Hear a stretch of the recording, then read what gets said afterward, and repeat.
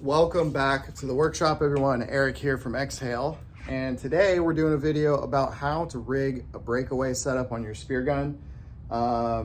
This is going to be kind of more geared towards like a Wahoo setup, but absolutely applicable to any breakaway setup that you're going to be running. What I'm going to show you is kind of the most basic, easiest way to run this, and I might throw a couple little tweaks in there just to show you some different options on how to get the job done. But what we're going to be doing is taking a 63 Marauder here. So this gun's completely unrigged, just has a shaft in it, and show you kind of start to finish how to set up a basic breakaway using just a single loop to loop bungee. There's no clip or anything on this. You can definitely use a bungee with a clip, such as one of these guys, or a pigtail bungee like that guy. These are probably a little more popular for if you're going to run a clip setup. I personally don't like the clipped bungees for breakaways. I think it's a much cleaner setup to just run it with the non-clipped bungee here. So you can see the ones that I've got are a small loop on one side, big loop on the other side. That's just my personal preference as well, but also doesn't really matter. So we're gonna go ahead, I'm gonna turn you around, and we're gonna start by crimping some mono on this gun, and we'll kind of roll through the paces. All right, welcome back to the bench. We've got our Marauder here. I've got a bungee ready to go. We're not gonna need that for a little bit, and I've got a little bit of mono here. So I'm gonna start by crimping that mono onto the shaft. I'm probably actually just gonna go ahead and take the shaft out of the gun briefly, just to make it a little easier to work with.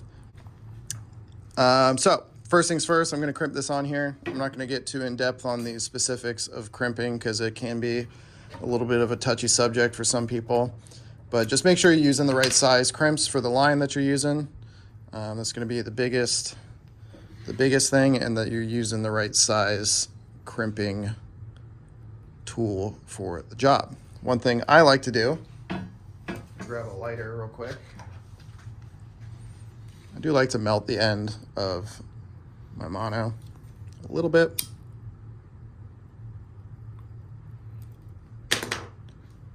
If anything, just gives me a nice little stopping point to back the crimp up to. We're gonna size up this loop on the shark fin tab here. I like to be, you definitely want to be the perfect size. You don't want to be too big. You don't want to be too small. That's going to be kind of where I like to set that guy up right there. It's plenty of room for it to flip back and forth without getting hung up, without having too much excess. I'm going to go ahead and crimp this guy, and then we'll get this shaft set in the gun and essentially just start rigging this line as if we were reloading the gun. And that's gonna let us kind of size this line out to exactly what we need. So I'm gonna go ahead and slap that in. Notch the gun into the shaft. Now I'm just gonna rig this line up the gun, like I said, as if I was loading it. This is an open track gun, so we have a muzzle wrap to go over the shaft through the line groove there. And then I'm gonna run this all the way down to the line release, back up to the muzzle guide up here, back to the line release again. And if we were setting this up with a reel or with just a muzzle bungee, that would be our double wrap rate about yonder. However, with the breakaway setup, you're going to be adding an extra half a wrap. So I'm going to go around the muzzle guide here one more time. Obviously, there's going to be some variation amongst different guns as to how these are going to be wrapped on the gun specifically. I like to come and I'll trim my mono. Usually I'm feeding off a big spool of mono down here, but I went ahead and cut it. But I do like to just pre-trim that mono to right about at the line release. If you're using Dyneema, you're probably going to want to leave yourself a decent amount of extra line just so you have room to make knots and kind of adjust stuff. But with mono, I usually find that just coming to the end of the line release here and cutting it's going to leave you plenty of room. All right, from there, I'm going to take our bungee which, go figure, I seem to have knocked on the floor. And I'm gonna go ahead and size up just the length of line that I need. Because mono has a little bit of memory to it, you can actually, I just thread the mono through that bungee like that. And then I kind of take the bungee, I'm gonna put it on the line release like so. And then I'm gonna stretch this bungee using the mono as kind of like a little pulley, right? Stretch it to what I'd consider a reasonable amount. You don't want this to be crazy tight on the line release. If you watched our last video, there was a breakaway setup on a gun that had way too much tension on the bungee, and it was causing the line release to bind inside of the mechanism. So I'm just gonna kind of go up maybe an inch of stretch, maybe a little bit more. And if I hold that there for just a second, so you'll see again, I'm just gonna stretch that up about an inch. I'm gonna pinch the mono where it's stretched to. And then I can just kind of let go of the whole thing here. And because of the memory in the mono, you can see we've got a little bit of a reference point to work with right there. So from here, I'm gonna kind of eyeball how big of a loop that I wanna run. Usually on a breakaway setup on the back end of the shooting line, I use a little bit bigger loop than I normally would if I was just running a reel setup with a clip going, the reel line with a clip or a breakaway knot, or sorry, not a breakaway, quick release knot. I'd usually run a pretty small loop, probably about that big. For the breakaway, I like to run them a little bit bigger so you have plenty of room to clip your float line onto. So let's say I'm probably gonna run it right about there. I'm gonna cut this mono, just trim this end off, and take my other crimp, if I can find him. Run that crimp on there. You're gonna go past that little bump you made in your line and go ahead and crimp that loop up.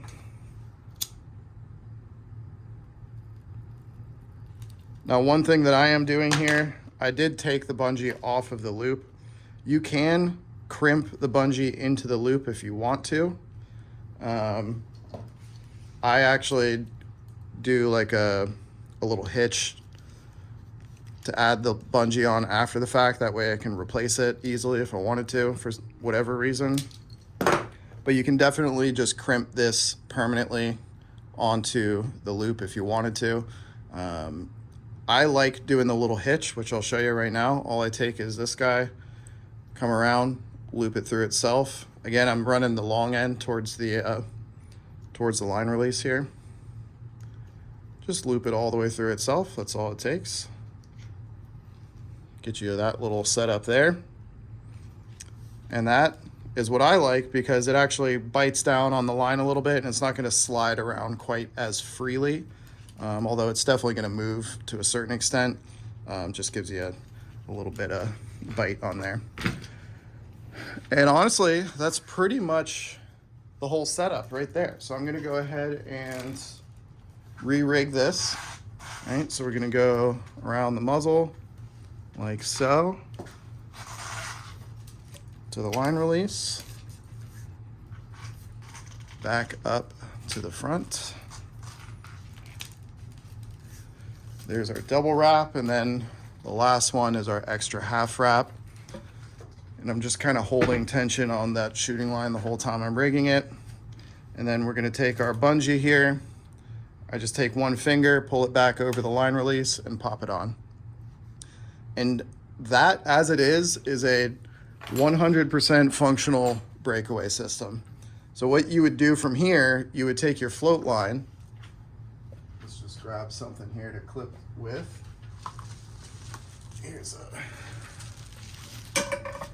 There's our float line. And you're gonna take your long line clip end of that float line. A lot of people think they're gonna clip to the end of this bungee, which you can, but I don't like this for a couple reasons. Number one, I don't want this bungee to be in play as part of my system, right? So if I do this, now this bungee, and even though it's cord spectra and all that, it's one more failure point. The more this tightens down on the mono up here, more likely it is to maybe chew through this or mess with the crimp or get cut up on the crimp for some reason. And as well as you have this clip down here that's going to kind of interfere with the line release. We don't want that at all. So what you're actually going to do, and the reason we left this loop a little bit bigger up here, is you're going to clip your float line directly to that mono loop. Now you're clipped straight to the shooting line itself. It keeps the clip up out of the way of the line release mechanism and all this going on here. And now this bungee is not going to be in line with our setup, so it would have one less point of failure right here. And you have a direct connection from float line to shooting line to shaft to fish, to slip tip to fish. So that is the quick and dirty way on how to rig this breakaway setup. I'll show you one more little trick that I like to do sometimes. And I'm probably gonna make a second video as well on how to tie up one of these guys right here, which is kind of a little fancy breakaway system. Not really a necessary setup, but it's actually pretty cool. It helps keep the line even farther out of the way, and it's all, the bungee and everything is all built into it. So I'll probably make another video on how to do one of those setups. But at the end of the day, this setup right here is totally fine. Clipping on straight to the mono.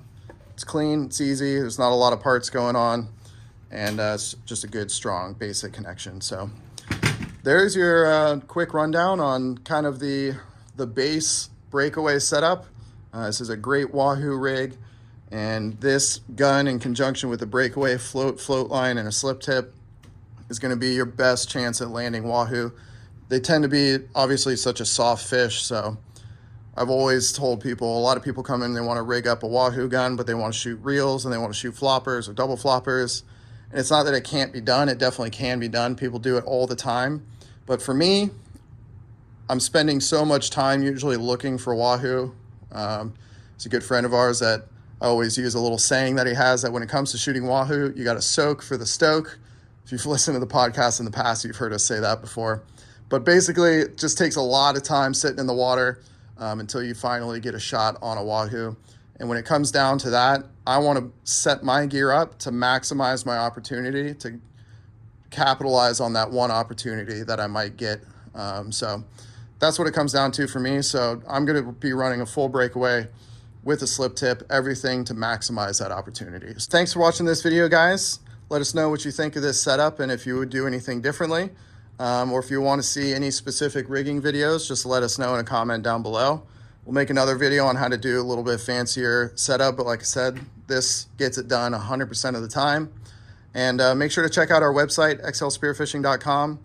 You can use our code EXHALE10, get 10% off your order, and we'd be happy to set you guys up, or come visit us at the shop. We're here in Jupiter, Florida, and we'll see you guys in the next one. Later.